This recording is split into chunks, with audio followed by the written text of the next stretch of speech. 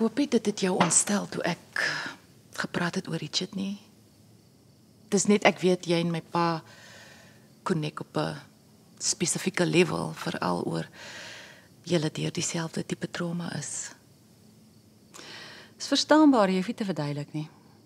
Het is al 'n hele paar jaar vandat ek vir Richard verloor het. Ja, dit moes seker baie moeilik vir jou gewees het. Ek glo nie mense kom ooit oor so iets nie, maar ek het maar geleer om daarmee saam te leef. Jou pa sal ook. Wel, laat ek maar gaan aanjag. Weereens baie dankie vir jou moeite.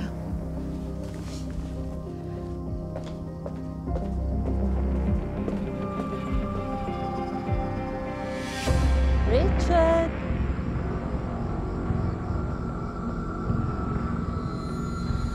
Richard!